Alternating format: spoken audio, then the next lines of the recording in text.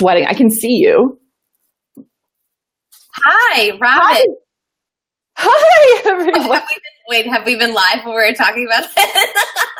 I don't think so. I apologize for being 2 minutes late. This Be Live thing has me sweat skiing every day. I get so sweaty about it. For some reason, I couldn't get it on. Okay. Hi, everyone. Hi, guys. I'm pulling this up on my phone because that worked really well for me last time. Let's see. Okay, here we are. Cool. I want to be able to see the comments on here. Sometimes Be Live freezes. Guys, we're so excited to be here. Oh my God. Can I just say, like, after our call yesterday, I felt just this amazing positive energy with me, like, throughout the whole day. It was ridiculous. Like, everyone came so vulnerable, so ready to receive, so open. It was awesome. I loved it. Chris, what about you? Yeah, I was just vibing so high. Like, your guys' energy is insane. I got a few messages from some of you that watched saying that you had a really big breakthrough, which I deeply appreciate. You know, Lauren and I coming here and sharing tools and strategies and support and love with you, it makes such a difference that you're actually taking it and doing the work. And that's what we were talking about when we wrote out what today was going to be about, really listening to that voice, was because we could really feel that you were applying yesterday's work. And it was just incredible. Incredible. Yeah, you know, it's really cool how once you start doing the work, things start opening up like crazy. And we spend all this time resisting looking at ourselves or pushing away what we don't want to pay attention to, whether it's like painful past experiences or not receiving love from people in the past. Like, I know Bridget and Asia were talking about this in the group. Having these breakthroughs, the minute you start looking at that stuff, so much starts to open up for you. So pay attention to that, guys, as you start doing the work. What in your life starts realigning or fixing itself or sort of starting to repair? It's the universe kind of saying, hey, you're on the right track, so let me start putting things together for you and helping you. It's awesome. Yeah. So today, you guys, is all about listening to this voice, this inner light that's within you. You know, we all have this beautiful whisper that's within us. And I know you guys spent time yesterday, well, I hope you all did, writing out really some of this negative story that's been holding you back, like bringing that awareness to it. So now we can actually step in and start to replace it. So with a little comment, let us know, did you guys spend some time with bringing awareness to what it is that might be holding you back? I'd love to hear. Yeah, I think. Well, we have so many awesome girls on this call. Hey, Anna, Robin, Asia, Courtney. Oh my gosh, so many of you. Jacqueline, love you guys. Okay. Yeah, you know, it's really interesting where I think a lot of the coaching that I've done. Oh, Tara found her tabletop belief. Yes. Yes. This is so, like, what's on the table, guys? Like, let's put it on the table. But you know, it's funny when we start looking at the baggage, like I've seen a lot of girls who, when they start really listing out, like, what are all the things that are holding them back? It's really easy to get caught up in the pain associated with those things sometimes. So I don't want any of you guys to feel like because you're looking at this that you need to go there 100% emotionally and just sit and sulk, like what Chris was talking about yesterday, romancing the shadow and really sort of, you know, poor me, poor me. That's not the purpose of listing out all that stuff. You want to look at your bullshit and then you want to throw it away and get rid of it. And Robin did too. Wow, you guys are awesome. Debbie says she found one never good enough for her parents' standards. I was the oddball of my siblings. Not good grades and no interest in athletics. This was actually, you know what? It's funny, Chris. Like, this was a common thing I saw with a lot of girls. And I so relate to this. The fact that, like, I felt never good enough for my parents. Like, even to this day when I do stuff, like, you know, my business is doing really well. My relationship is so beautiful. And I'm so proud of those things. But I don't ever feel like I'm good enough for my parents when I really sit and think about it. And that all went back, talk about bullshit beliefs, right, guys? That went back to when I was little. And I think Asia brought it up, talking about how her parents were like, you know, what grade did you get? And why not an A when you got a B? And why not a B when you got a C? And it was like nothing you did was ever good enough. And it's so crazy that those moments when we're really young travel with us throughout all of these years into adulthood. Yeah. Yeah, when we're kids, though, before under the age of 10, this is kind of like where our programming all starts. It's actually where it all starts. Like when we're born, we're like, we are clear channels. That's like, you know, they say when we're just little babies or under the age of 1, that there is no difference. Like it's just one collective mind. That's why when you see like a 1-year-old kind of wobble up to another crying child and say that crying child has a hurt finger, that 1-year-old will put that his finger or her finger in its mouth to try and see, because they can't determine what the difference is between the two of them. It's just one. And with our parents, I mean, we touched on this yesterday, we have all created these beliefs from what they said or what they figured their standards were, right? So we're holding this, on some of us, for 36 years now, 50 years, 60 years. And not saying that you can't just drop them in a second, but because they've been so ingrained in us for such a long time, you're going to start to see, the more you're looking at it, like, oh, wow, like I am doing this because of that. Okay, this isn't serving me anymore. Like Lauren was saying, we're not romancing the shadow here. We're actually helping you have a huge, abundant breakthrough. Because the more you can identify, like Lauren was sharing with her parents, she doesn't need to hold on to that anymore. Now I'm assuming you don't go back to your family to get that love and praise and support when you do something really great in your business, because you know you're not going to get it from there, and that's okay. So now you know to go somewhere else. Absolutely. Where it's going to fuel you up. Yeah. So there's a lot of correcting that we do on the process of self-transformation. There's the physical action that we have to work on, like not going to the same people that are going to make you feel crummy about yourself. But there's also the emotional work. And in order for, just sharing a little bit of my story, like in order for me to have a healthy relationship with my parents, I needed to love them for who they were. And even if they weren't giving me what I needed to realize that I couldn't expect them to if they didn't know how. Like my parents are victims of their parents. But when we're little and we're really young, like, between the ages of 1 and 10, like we come on this earth and we love everything. We love our reflection. We love our feet. We love our poop. Like we just love everything about ourselves because we're so close to our divine nature. We're so close to our higher self. And as we grow, we get trained or taught by the adults around us that we shouldn't be a certain way, right? You shouldn't be too loud. You shouldn't be too goofy. You shouldn't be speaking out. And we start being stripped of our authentic self, our high divine nature, to the point where when we step into adulthood, we don't even know who we are. Mm-hmm. And we get lost in that identity. So part of bringing you back and returning home is looking at that stuff and really recognizing, well, is this who I really am, or is this who I've been trained to be by the people around me? Mm-hmm. Mm-hmm. So what Asia says here, it's so crazy. It almost feels like a compulsion that I have to go to them, even though I know they'll react and that it will only drag me down. Yeah, this is my story too. So Asia, you and I are very similar in that way. My archetype has always been the damsel in distress, and I will go to the people even if it's unhealthy to get love. So this is great. This is huge awareness. So in my story, I actually only knew love came through struggle. And that's the way that I saw growing up. My Nana, who is still alive and beautifully in my life, she grew up in Germany during the war. She would always instill in me that all good things are going to come to an end. And it was always doomsday, and, really helped me program my beautiful money beliefs. Not. So I really had this feeling like every single thing I did, even though my voice within was telling me I was the creative kid that would put a circus up in the backyard and charge the local kids to come for 75 cents, and I'd make some good coin.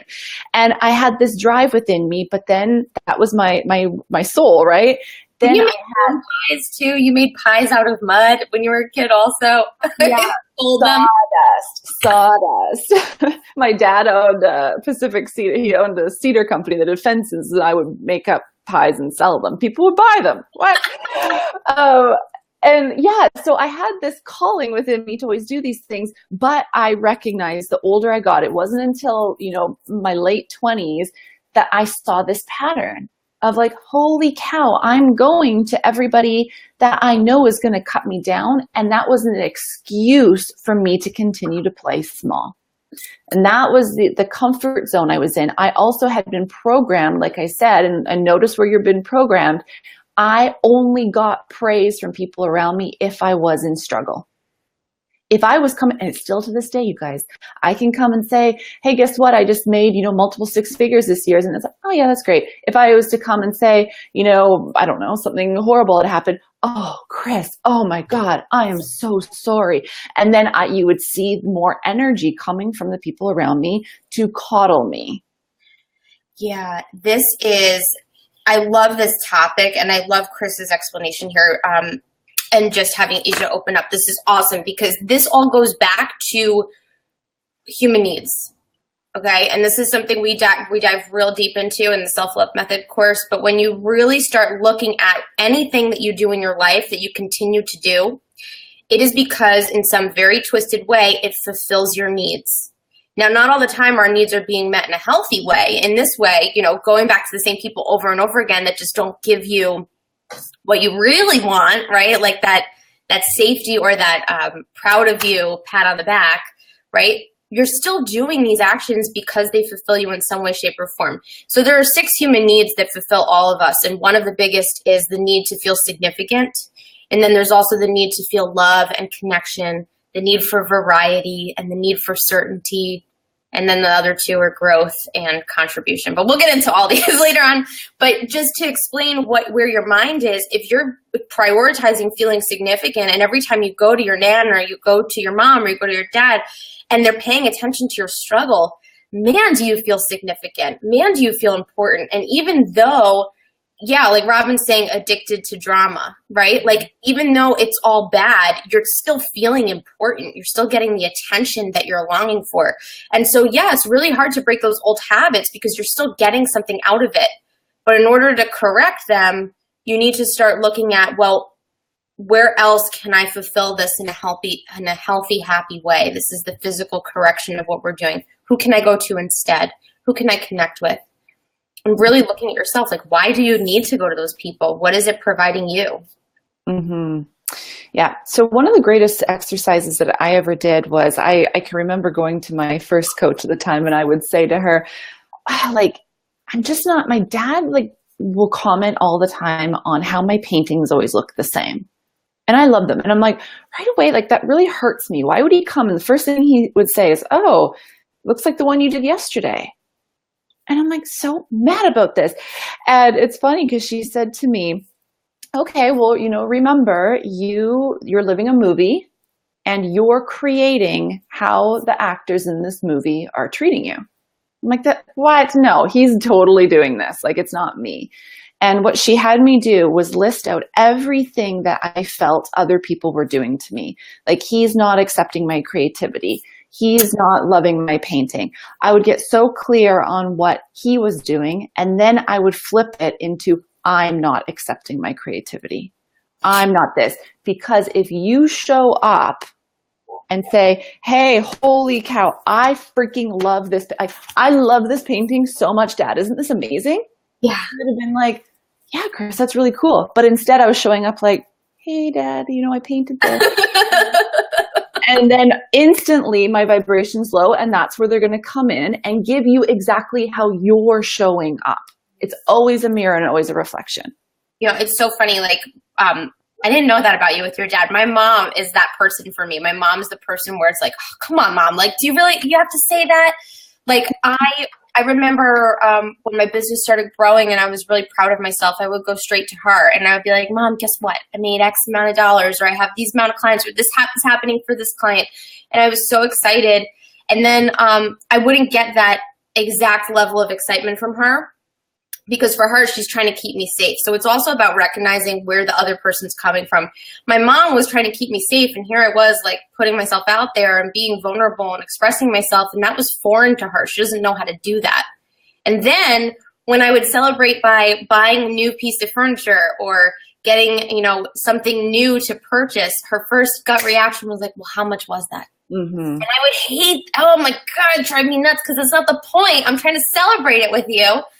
And what I realized was I was going to her to fulfill this twisted need that I had in myself, which was like the feeling of keeping myself safe. I needed somebody to just kind of come in and be like, no, sorry, let me poop on that. And I really didn't want that, but it was this old twisted habit of getting mom's approval. And I needed to sit back and say, well, why do I need that?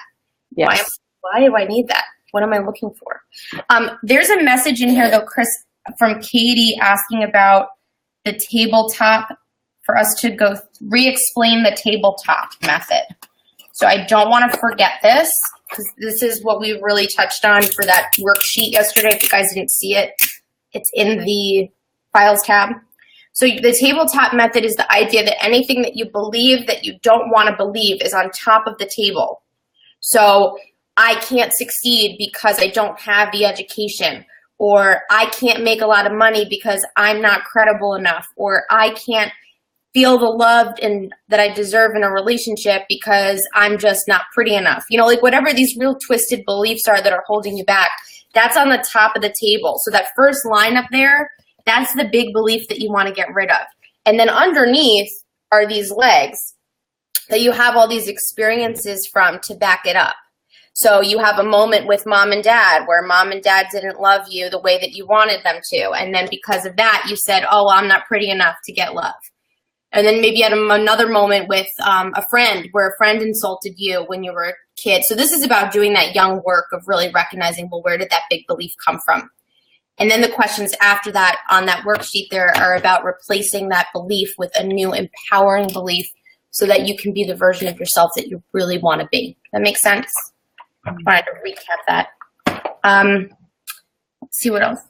I really want to touch on quickly about this whole like beliefs from our parents and how they're reflecting to us. So my belief in coaching and how I really support people is I don't necessarily think that these beliefs are ever going to go away. I do think they're going to benefit you in a way that once you harness them and accept them, they're going to start to diminish more. The charge isn't going to be as charged, but yeah, you're still going to get around your parents, and I'm sure they're still going to trigger you. It just won't last as long. So Robin said, this is not the Chris that, you know, whatever you said, this is not the Chris that we know and love. No, because I've done so much work on this. So this is why like Lauren and I have sat down and created the program like this, and then also the self-love method.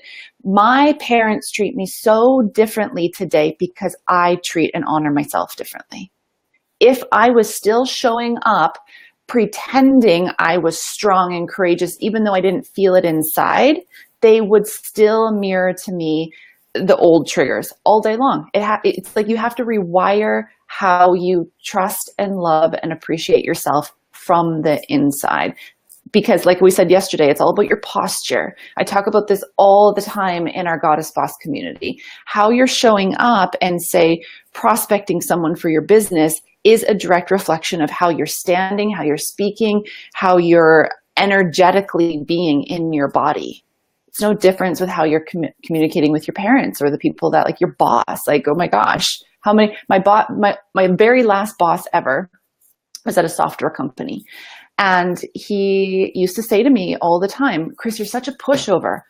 I would have said this differently. I would have done this differently. And I was like, oh my God, he's so right. Oh my God, I'm such a pushover. Bull crap. Bull crap. So it's so fascinating how once you change that inner alignment within yourself and come back home, like first and foremost, every day you make that connection to that higher source, you will start to feel the alignment happen. And that's where self-love really starts. Yeah. Anything you guys want to accomplish or receive on the outside of you is already within you. Everything you need is already within you, whether it's manifesting money, manifesting healthier relationships, manifesting confidence, manifesting new change in your life, whatever it is, all you need is already within you. And you're the one who sets the tone for everything that you receive. Mm-hmm. So true. So true. The other part of this, I want to make sure we do answer whatever other lingering questions we have. Chris, is there something that's popping out to you? Just scrolling through here.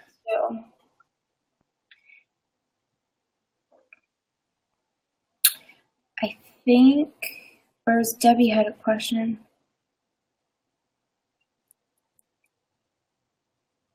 Yeah, so why don't I would love to start teaching you guys sort of how to pay attention to that inner voice, that intuition. And I always kind of describe this as this is a new language. Okay? So whatever this for some reason, this is how I'm called to express it. And if this doesn't resonate with you guys, I'm sure Chris explains this in a different way too, but this has its own voice. Okay, this has its own voice, and over the years, because you've been trained to think differently or believe in yourself differently, that you should do certain things or you have to do certain things, these limiting beliefs about what life means, that disconnects you from your shoulds, from your soul, and really paying attention to, well, how does my soul speak? And so you'll notice that part of our journey together within this 5 days is really teaching you to speak a new language within yourself and paying attention to your inner voice rather than all of the voices around you. That makes sense? Mm-hmm. So for me, intuition is totally feeling based. And if I want to get, like, say, energetically connected to the biggest financial month that, I want to have in August, let's say, I'm not so driven out of ego and, how do I want to say this? It's really going to take you not comparing yourself to others to really start to trust your intuition. And it gets kind of tricky sometimes on social media, especially if you guys are really ready to step into something new, if that's more money, if that's, better in business, better relationships, that all you want to do is go to the people that are already doing that. I will say that if you're focused on what they're doing, that's still coming from that fearful spot, your mind. So listening to your voice is going to be a feeling base. Some people will hear it. Some people will hear like a gentle whisper of go do this. I will know if it's a yes or no. Here's an exercise, or here's something I do. I can't show you because I'm sitting. So I know that if I was to say hold, oh God, I don't know, this hand lotion. Okay. And if this hand lotion was not good for me and I held it like energetically in front of my heart, I knew that if I was standing with my feet hip width apart and I asked, is this hand lotion good for me? Going forward is a no. Going back is a yes. I do this all the time with food because I have been struggling with food allergies in the past. And I know that there are certain things that are good for my body and certain things that are not. So I have Ryan muscle test me all the time when I'm walking through Whole Foods if it's something new I want to try. I just hold it and he tries to pull my fingers apart. If they can't come apart, it's strong. Your intuition knows. If they come apart, not good. Put it back. But I do this all the time with, Ryan and I did it just yesterday when we're coming up with a program for a banner. It's like, which one's the right banner? Forward, no. Back, yes. Same thing. Okay, is this a good idea for us to, launch this program? Just tune in because your intuition knows. And if you need something to show you, try muscle testing. Your intuition's always on and it's guiding you all the time. So if you need something to try it, just try that. It works so well. I love that. There's also the pendulum act. Yeah. This too.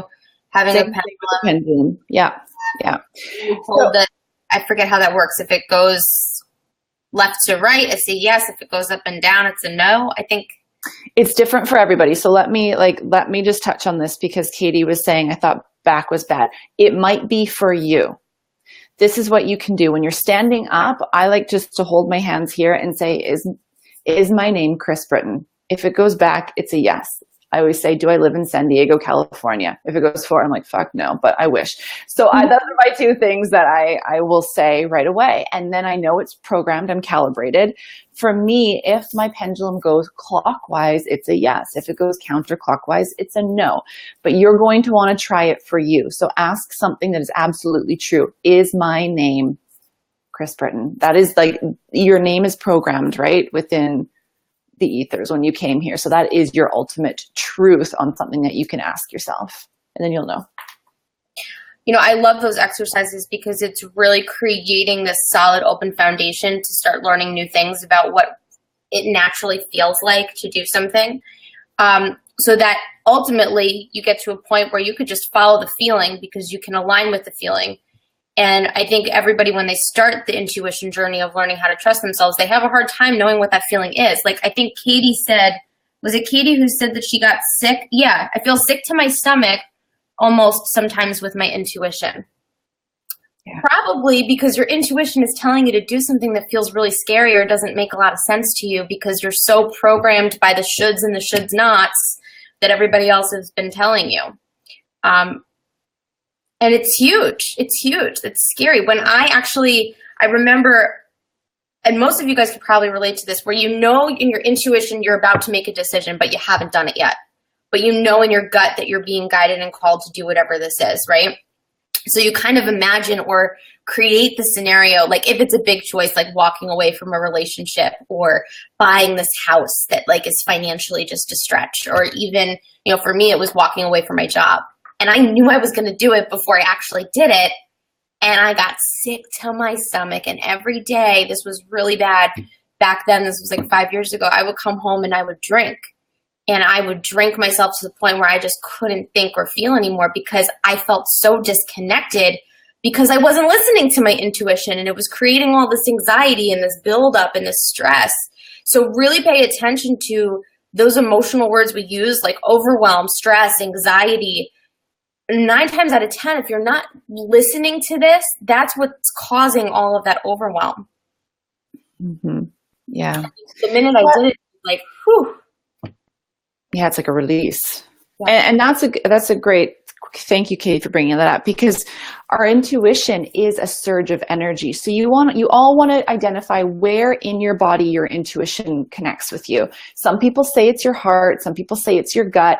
Where I've actually heard it to be true is down in like your solar plexus, like down right above your vagina. And in this, and you'll notice this, when you're attracted to somebody, like a man, let's say, you will turn your body to him. Almost like you're like calling him in. If you want nothing to do with him, you turn that area, you'll cross your legs the other way and away. So start to be mindful with where you feel your intuition in your body, and then also where you're noticing your body is going, like energetically, naturally wanting to go. So do you see Leah's message here? Chris, this is beautiful. She says she has no idea what her intuitive voice sounds like. Is it a good idea because my head is saying it's a good idea, or is it my intuition telling me it's a good idea? I'm struggling to know the difference. It's gorgeous. Yeah.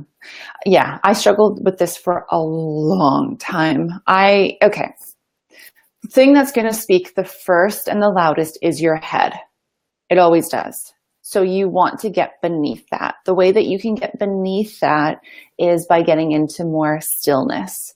Maybe a meditation, maybe working with a pendulum or crystals. I know, Leah, you and I love to work with oils, using different oils that are going to help you ground into your intuition. So I think there's like a whole other piece around this that we also need to bring in, is when, this might sound crazy to a lot of you guys, but if not, like, cool. Our energy sources, right? Our chakras, they have to be open for us to hear clearly. We can't pretend that these don't exist. This is where disease happens. This is where our broke beliefs get stored. This is where like shit really hits the fan if we're not mindful of our energy centers. So like Asia just said, yes, I need to ground. Grounding, this might mean that you pick up a blend like a balance blend, putting it on the bottom of your feet, going out and taking your flip-flops off. And, you know, I live on a golf course, so going out and walking up and down the grass, whatever you can do to ground yourself in, that's going to allow literally allow Earth to take out the negativity and then allow yourself to start to hear your intuition more. The only reason there's a disconnect is because there's too much loud, like it's too loud going on in your mind and in your body. It's like too frantic, or you're holding on to too much stuff. So we really need to become a clear vessel. You know what? There are a couple of things that like my brain is going like this because I'm so excited about this topic. I'm sure you guys can relate. You ever hear a song and it reminds you of something from like a past memory?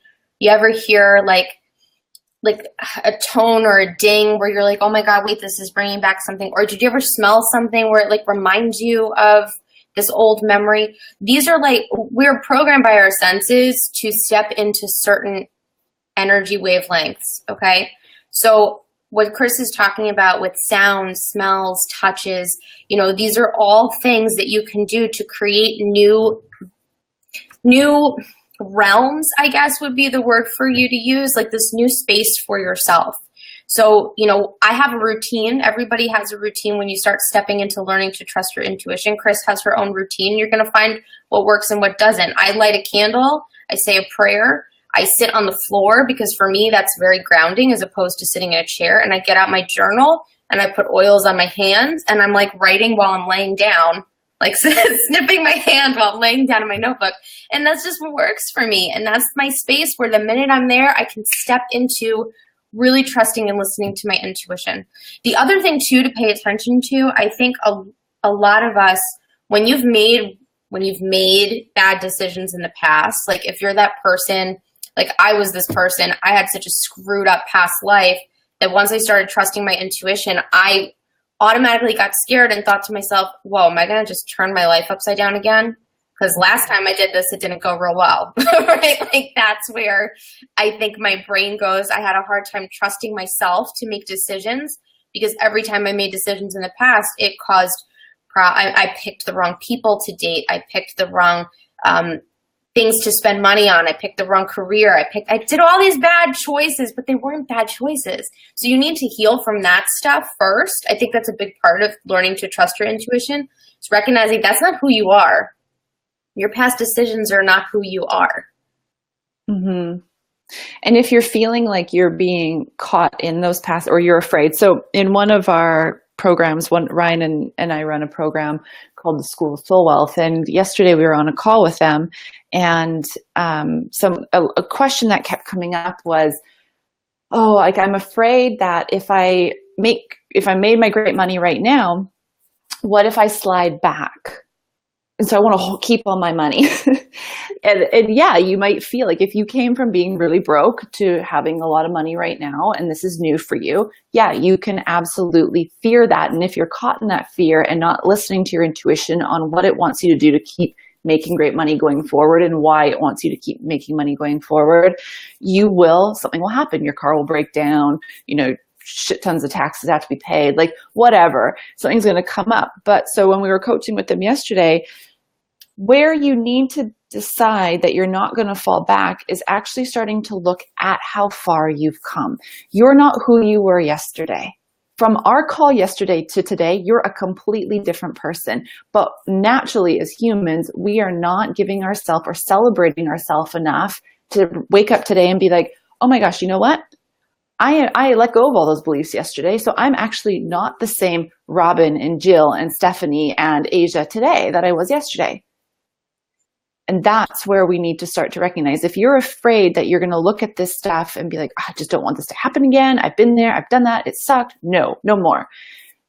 Don't let yourself fall into that trap, because you're not giving yourself credit for the growth you've actually done. And when you say, hey, look at what I've done, new vibration, you're just going to continue to go to that next level. We talked about that yesterday, the vibration of it. So your intuition holds a very strong vibration. To let it in is going to change your life. Totally. Absolutely. And your progress of changing who you are when you don't trust your intuition is so different than the progress you will make when you trust your intuition. I see this a lot with people who struggle with the idea of spending money on themselves. When you don't feel confident or good about yourself, or when you don't trust your intuition, when your intuition's calling you to spend a boatload of money on something that's going to change your life, it's really easy for you to go, oh my God, no, like what if I let go of this? And that was me for quite a while. And I know that along the journey of learning to trust my intuition, I had to take some really big, scary leaps and do things that they scared me. But when I came out on the other side, I was like, oh wait, this is okay. I'm still here. I'm still alive. I've changed. I've grown. So really honoring as you grow and the decisions you make, where those things take you. That's why self-reflection and journaling is so important. It's a big part of my practice. I know it's a big part of Chris's practice as well. When you slow down to ask yourself, well, where am I right now in my life? Who am I right now? Where have I been? how much have I achieved? How much have I changed? You can sit there and say, holy crap, look at me. And you could give yourself the credit you deserve. Yeah. So completely. So I'm going through this right now, you guys. Let me be transparent with you. I got to hide my social insurance number. Can you see this? This is the amount of taxes I am paying today. Straight up shooting it over. So do I like this? No. Am I okay with it? How blessed am I? I made enough money last year that I have this opportunity to experience this. This is the mindset I've had to shift myself into. So all these old beliefs of, okay, how can I, is $30,000 going to come right back into my bank account to bring that back up? Okay, maybe not, is what I was telling myself. And then I'm like, wait a second, why not? Why not? Why can't I, continue doing what I'm doing, open up the doors, we're going to really rock some great stuff, and then boom, there's an influx of it. Like, where are you limiting yourself? And that's what I had to realize. But I was getting trapped in the old me. Like, oh, it's so hard to make this. Like, oh my gosh. So instead, what I'm doing is listening to my intuition. And I decided that, Ryan and I were talking, and I'm going to do like this whole ritual beforehand. So I send it over with love and trust it's going to come right back.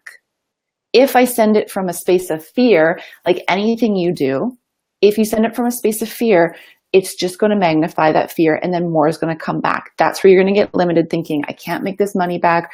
I can't let my relationship get to where I want it to be. My business is never going to, whatever your story is, I'm not enough. So sending off your limitations in love will give you ideas back of how you can do it more in love. And we were talking about love versus fear yesterday. And this is just what's honestly going on in my world right now, and how I've had to understand that I'm not who I was last year, the year before, 5 years ago. It's not going to stay a certain way. It can't, because I've evolved so much. Just going back to yesterday when we were talking about the fear of abandonment, right? The fear of abandonment is not just about people. It's also about our energetic vibrations with money, with food, and with love. So when you feel like you're giving or putting things out there, the idea that it's not going to come back to you is all deeply rooted in the fear of abandonment. Well, Chris is probably going, well, if I dump away this $30,000, what if it doesn't come back to me? And we do this with food when we have food issues, right? Because I'm one to talk. Like, if there's a piece of cake on the table, if I don't eat this cake now, am I ever going to have cake again? So we have these fears of like, now, like, this is the only moment this is going to ever be here. And that's such bullshit. And it's such a limiting belief that goes back to probably when you were a kid and money would come and go, or love would come and go, or food would come and go. And these are all energetic vibrations we have with things, but they're not just things. They're really emotionally meaningful to us. Mm-hmm. So changing your relationship with money, changing your relationship with food, changing your relationship with relationships is so important. Yeah. Yeah. And in the self-love method, we talk a lot about this, is bringing everything back to that self-love piece. So for me to change my money, this is a big topic that people come to me all the time. It's always relationships and money, which both go hand in hand. But if we're talking about money, really knowing that it's never about the money. It's not about the money, ever. It's either going to be, and I would like to say this with so much love, it's not even about a fear of failure or a fear of success either. I used to think it was a fear of success, but you got to go deeper. You got to go to the thing that actually sends that, like that gut reaction to you. So when I looked at what my fear around money was, it's actually a fear of responsibility to people. If I can't serve people at a certain level, I'm going to feel unloved. I had to get myself so deep down into that, because if I was telling myself even a false story, like, oh, I'm afraid of success. It's not the truth. Like, you want to get down into what the nitty gritty of it is. And so you can really look at it. So that's what I've been doing, is I've been going back into like, well, why would I think that getting $30,000 back in, a week isn't possible? Like, why wouldn't I let myself go there if that's what I know I want? And it's okay to want anything you want. Like, that's actually okay. It's a good enough reason. And I was spending time with it the last few days. And I'm like, you're right. Like, this is the dialogue that goes in my head. Like, you know what, Chris, you can absolutely do this. My ego is like, okay. And then it's like back and forth, back and forth, back and forth. And then that's like Lauren says, I get to the floor. I'm the same way. I'm like on my floor, journaling it all out. And I just accept that it is possible for me to do it. And so I air out all my dirty laundry. And that's what we did yesterday. And that's how you can choose again in that exact moment. Yeah, I think, and Asia's relating to this too, I think it really comes down to, I see this all the time with people I work with one-on-one. And if you guys can, just so I know I'm speaking to the right group here, put a heart or a like or something if you're running your own business and you're listening here. Oh, that was quick. Okay. just so I know. This idea of letting people down, when you really strip that and go deeper, like Chris is talking about, underneath that is this fear that you're not good enough to provide them with what they need, that you're not credible enough, or that you don't have enough time or energy or resources to give your client the service and attention and love that she needs. And this is crazy, because this is like, really think about this. If you look at that and you just say, this is my fear, I can't handle the responsibility because I'm not going to be able to give this person or client what they need. Wow.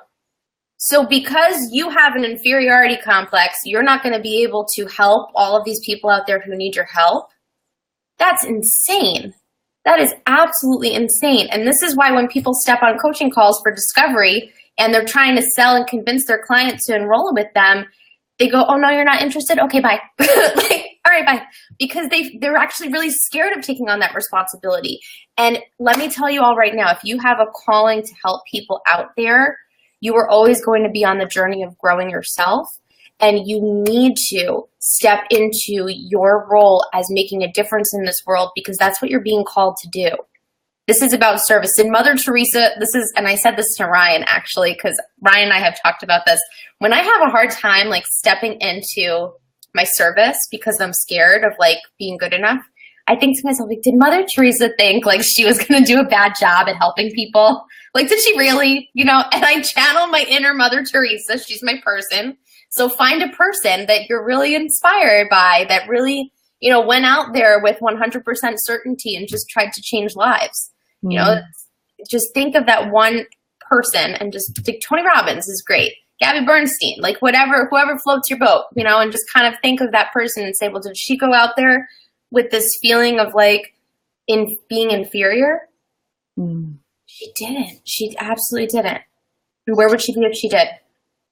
Yeah, like this is a thing that a lot of people are saying right now. Yeah, like this is what's holding them back from getting clients right now.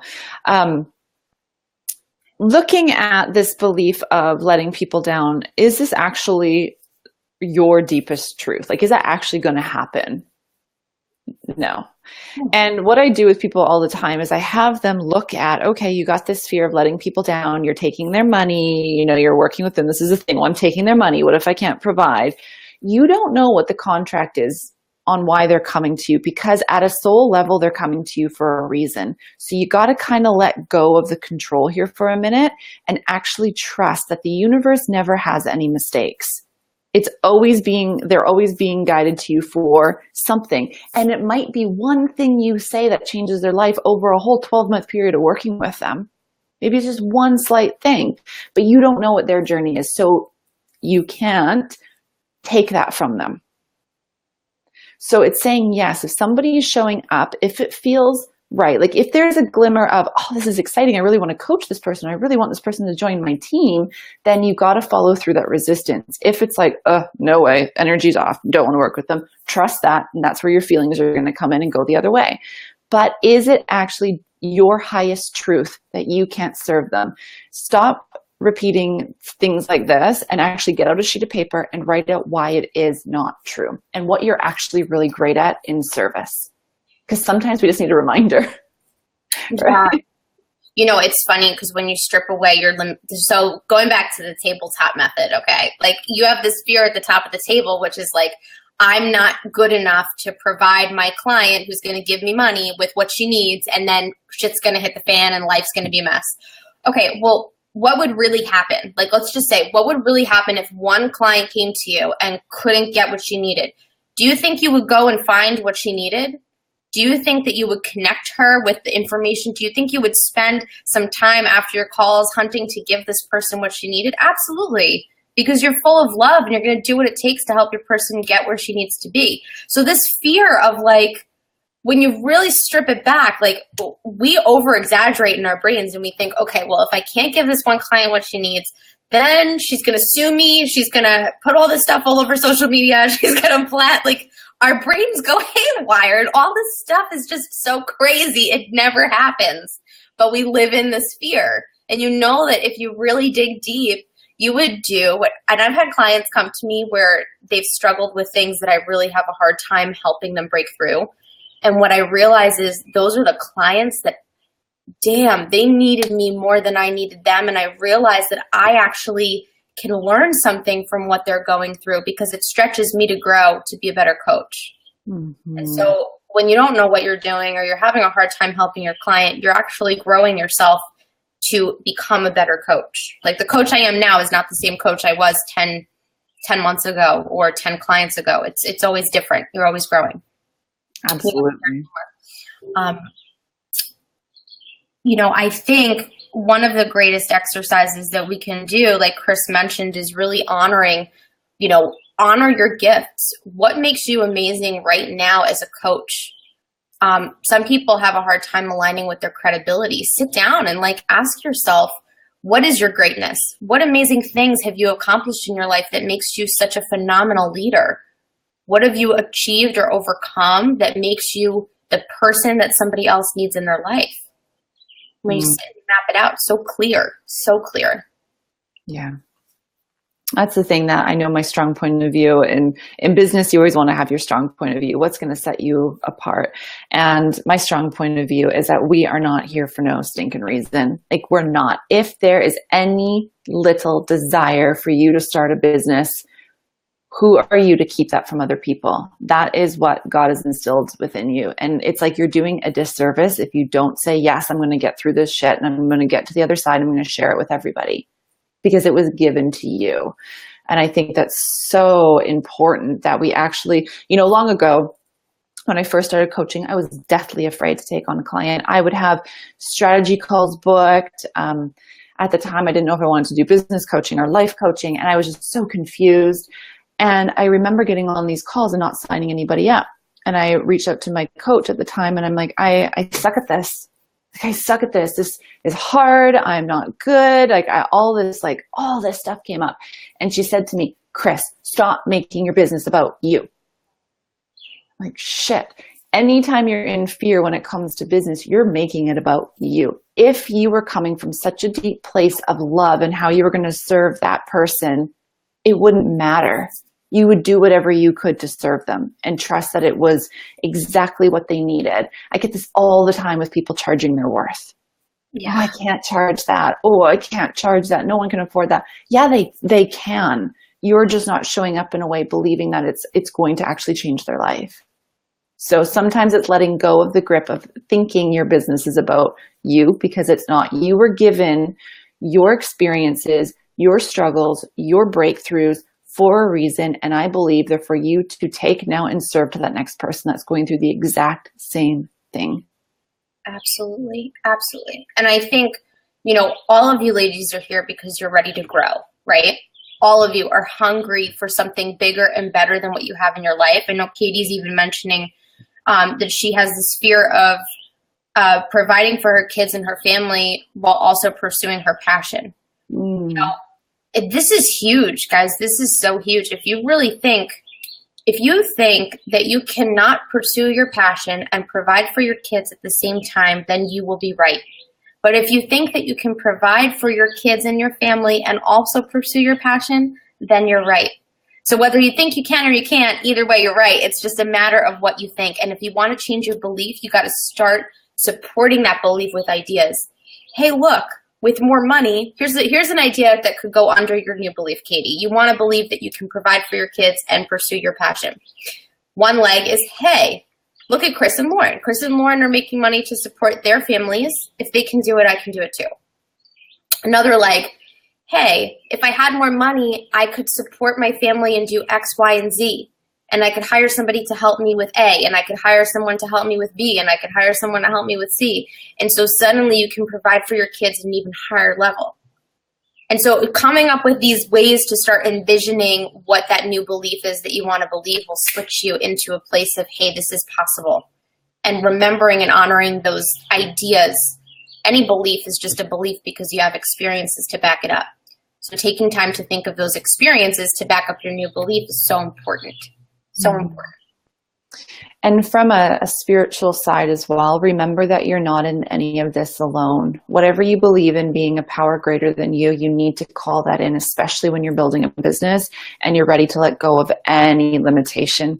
You need that extra support. And that's almost like the magic sprinkles that you've been waiting for. It's like, if I just, bring God into this area of my finances or my business, and imagine what it would feel like to know that all of this area is in flow. It doesn't need to be hard.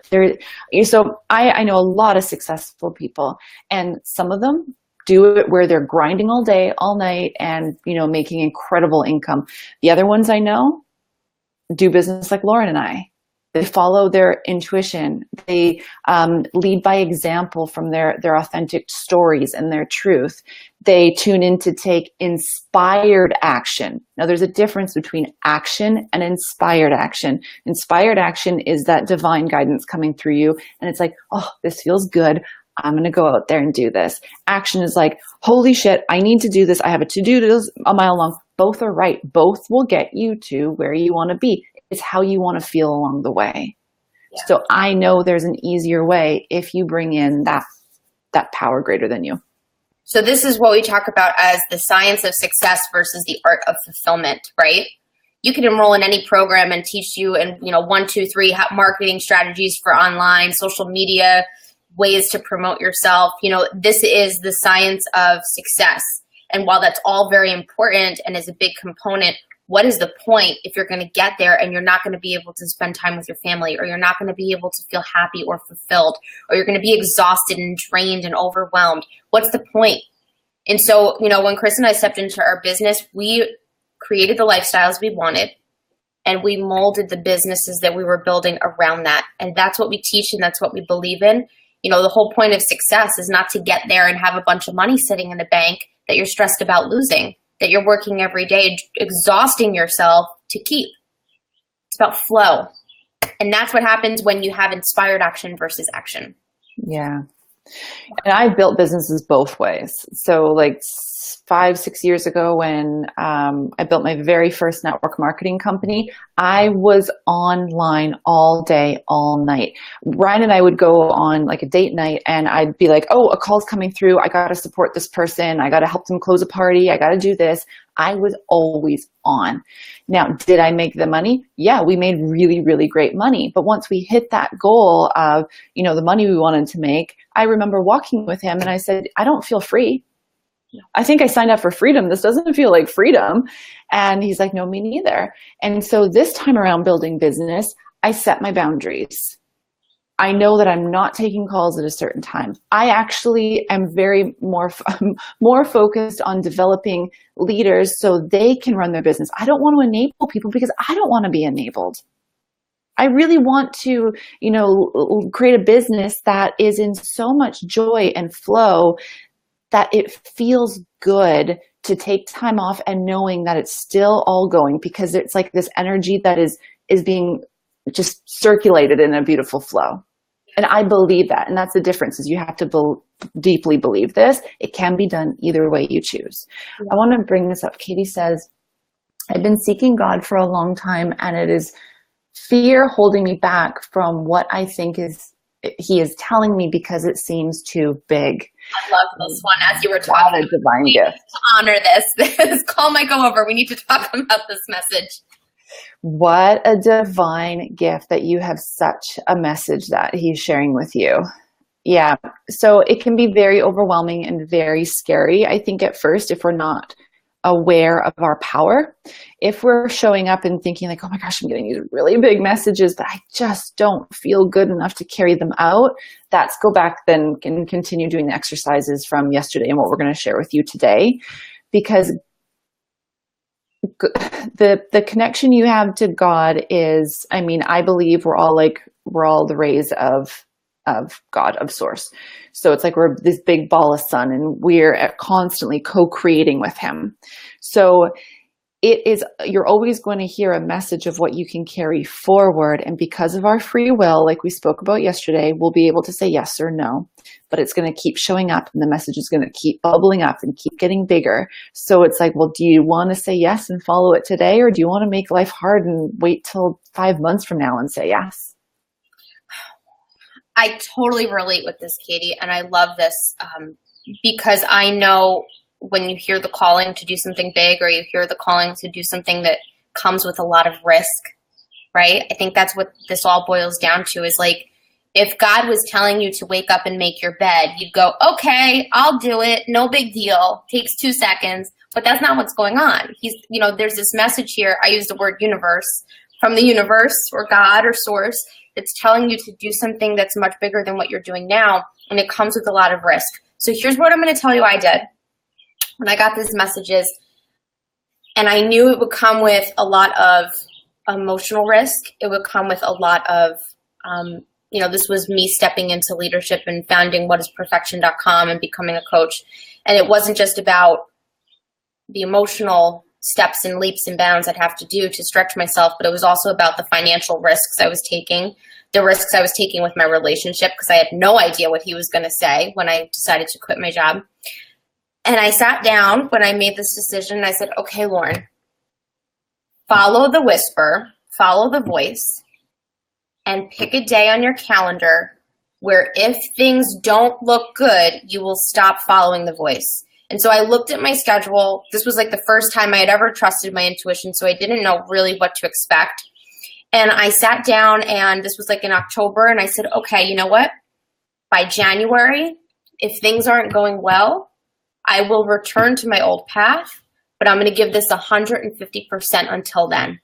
And what that did was it gave me this safe space to take a leap and step into something that was really scary, that I didn't know what was going to happen on the other side. And I even tell my clients to do this sometimes when they're changing their approach to business.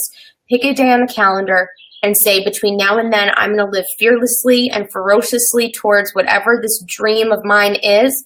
And if things don't work out, I'll go back to my old ways. And here's what's funny. They always fucking work out.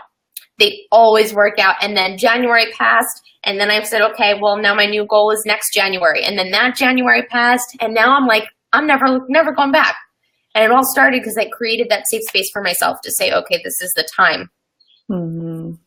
Rather than half-assing it along the way, pushing and pulling, just jump right in and say, okay, there's a timer, Yeah, because imagine how you will feel when you're saying yes to these whispers. Imagine loving yourself so much that whatever message you get from God, you are confidently stepping in the direction with and carrying it out. Because what is for you will not pass you. It will keep showing up. So just imagine, start envisioning that. What is it like, instead of me being fearful and this seems like really big and overwhelming, what would it be like if I just said yes and listen to what it feels like in your body? You'll start to know. This is so good, you guys. So before we go, I think we should give you what Chris and I were talking about. We're like, what assignment can we give them today? So we're going to give you guys the Receiving Me assignment. So all of you receiving me, you guys are all about, not me. You're not going to receive Chris. You're not going to receive Lauren. This is all about raising your vibration so you can get to that space of who you truly want to be. This is not just about transforming your business, guys. This is about transforming your life. And in order to do that, you need to start asking yourself the question, who do I need to be? Who do I want to be? Your higher version of you. So I do this exercise a lot where I sit down with my notebook on the floor with my oils and my crystals and some music playing. And I ask myself, who do I want to be in order to receive whatever I'm trying to receive? And I'll write things down like, I need to be the person who wakes up every day and doesn't check her phone till 10 o'clock in the morning because I need to take time for myself. Or I need to be the person who is abundantly giving love without feeling like she needs anything back.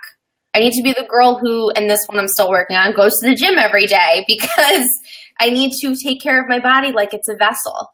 And so this list is always changing for me, but every day, probably I would say like once a month or so, I make a receiving me list of really recognizing, well, what are the things I need to do in order to be the version of myself that I want to be? You want to add to that, Chris? So I love this. You guys are going to have so much fun with this. The 3 ways that we create in this world, like if you want to manifest anything, you got to be, do, have. Be the person, like Lauren's saying, this exercise is going to get you so clear on how you can become this channel to manifest anything or call in anything or let go of anything. Be, do, take inspired action. You got to do the work. So by being the person you want to be, or you truly are, like you are that person. For you to physically write it down, that's a quality within you. You just may not be seeing yet or embracing yet. So, and then doing the inspired action that you are hearing guided to you, and then having that confidence, having the energy of you already having what you want, really getting into that space. So starting with like this exercise is literally going to transform your life. Like we thought we felt energy yesterday. Wait until I'm so excited to see these lists, to have you guys share some of the breakthroughs that you have. It's so beautiful to watch, especially clients who are trying to step into their entrepreneur life at a higher vibration, just how it makes you totally change your whole self, not just your business. And that's what I love about this. It's what I love about the work that Chris and I get to do every day. It's like watching people blossom. Like I have clients who use the analogy of like a butterfly, right? Like coming out of your cocoon and not feeling like you need to carry that cocoon with you everywhere you go. So, yeah, so juicy. So enjoy, you guys. Keep us posted in the group. And we cannot wait to see you tomorrow morning on the live, or tomorrow afternoon for you, morning for me on the live. Yes. Crystal says she loves the birds chirping. I'm so happy you can hear that. It's great. Our house, we named it Caterpillar Hill, and there are birds everywhere because they eat all the caterpillars. So this is my life. Yeah, so this was awesome, guys. We love you so much. Thank you for being with us this past hour. It's been beautiful. Yeah, it has been. You guys are all amazing and sending you so much love, and we'll see you in the group. Bye.